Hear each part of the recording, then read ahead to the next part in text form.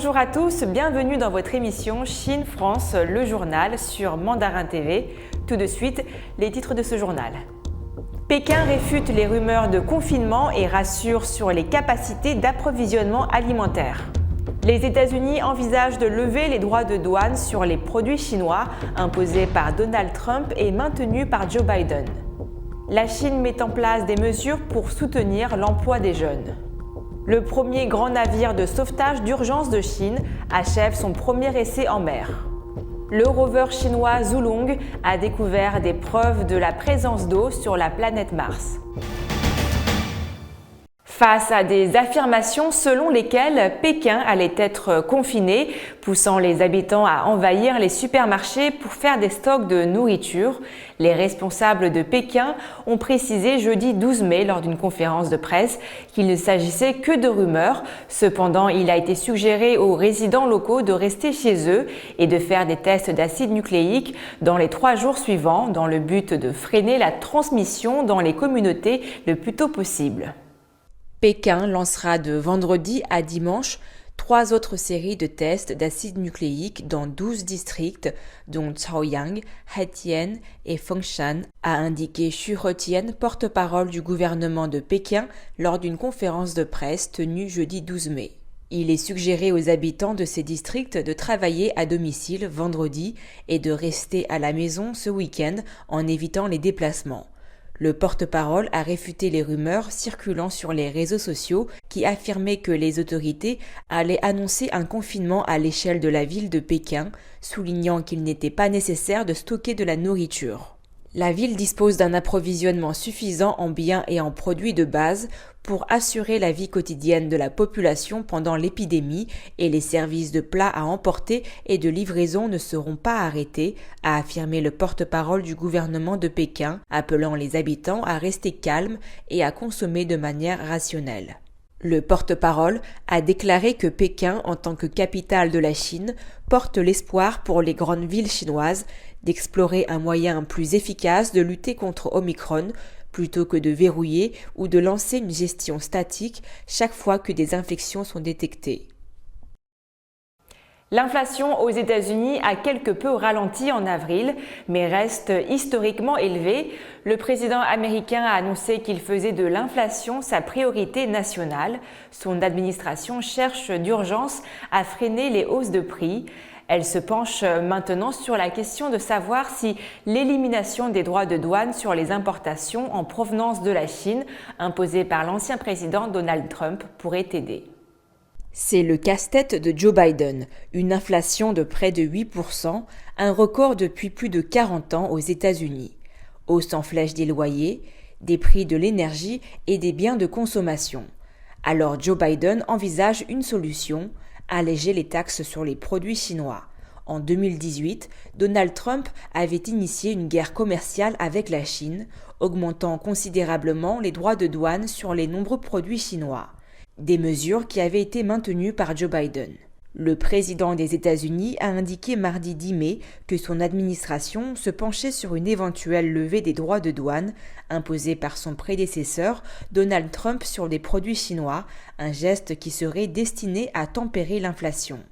Nous nous penchons en ce moment sur le sujet, a dit le président américain, interrogé à propos d'un potentiel abandon de ces droits de douane, ajoutant par ailleurs « Nous en discutons, aucune décision n'a encore été prise, sans dire s'il envisageait de baisser ou de supprimer ces taxes. » La Chine a annoncé vendredi 13 mai une série de mesures pour aider les jeunes, notamment les diplômés des universités, à trouver un emploi et à créer des entreprises dans le cadre des efforts visant à stabiliser l'emploi.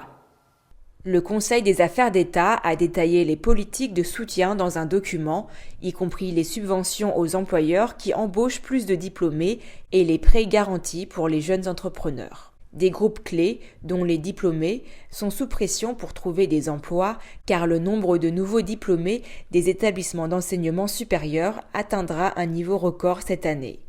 Le gouvernement s'est engagé à créer davantage d'emplois dans les secteurs de l'amélioration de la fabrication, des industries émergentes et des services. Les micro, petites et moyennes entreprises qui emploient plus de diplômés bénéficieront de subventions d'assurance sociale, de prêts garantis, de remises d'intérêts ainsi que des réductions d'impôts et de frais. L'économie de plateforme sera encouragée à jouer un rôle plus important dans la création d'emplois. Les entreprises d'État recruteront également davantage.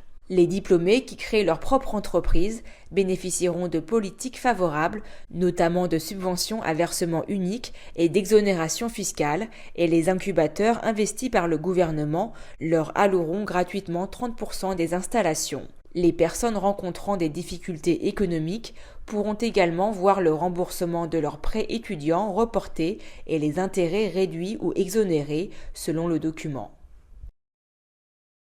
Et l'environnement écologique de la Chine a connu un tournant historique au cours de la dernière décennie, a déclaré jeudi 12 mai Han Wenxiu, haut responsable du comité central pour les affaires financières et économiques, lors d'une conférence de presse.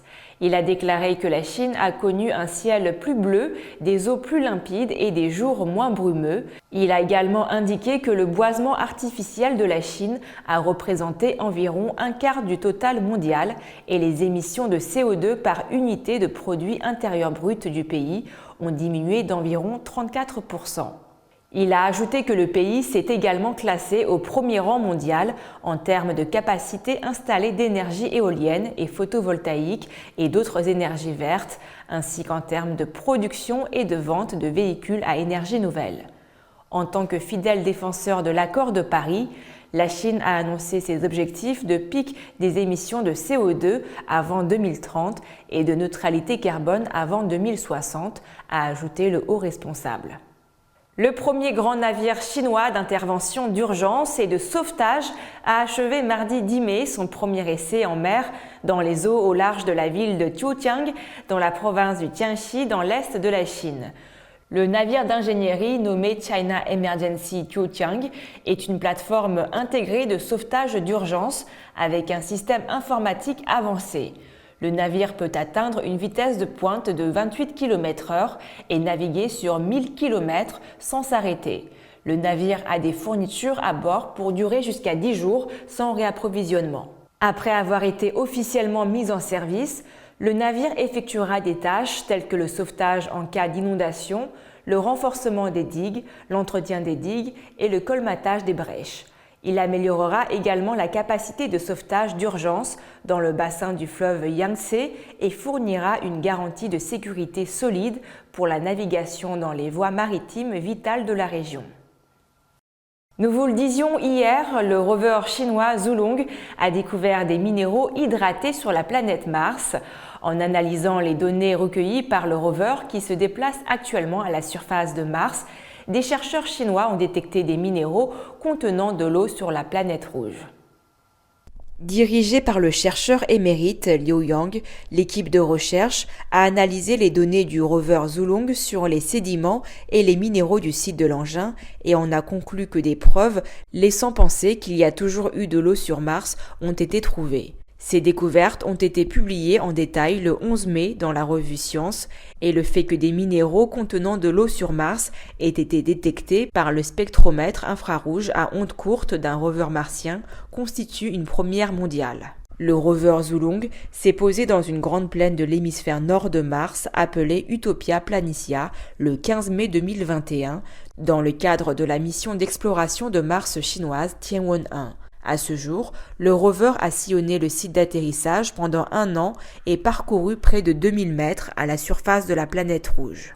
Il y a des milliards d'années, Mars était chaude et humide, mais quelque chose a changé et a fait de cette planète le désert aride et gelé qu'elle est aujourd'hui. La planète rouge est entrée dans cette période pendant ce qu'on appelle l'époque amazonienne qui a commencé il y a environ 3 milliards d'années et qui se poursuit encore aujourd'hui. Selon les médias, les dernières découvertes sur les données du rover Zhulong suggèrent que les activités liées à l'eau pourraient être plus fréquentes qu'on ne le croyait jusque-là et que le site où s'est posé l'engin pourrait abriter une grande quantité d'eau sous forme de minéraux qui pourraient être exploités pour la future exploration humaine de la planète rouge. Un fossile d'embryon de dinosaure à bec de canard, récemment découvert, est exposé au musée d'histoire naturelle de la pierre de Yingliang dans la province du Fujian le 25 avril 2022. Ces spécimens sont surnommés Ying Baby.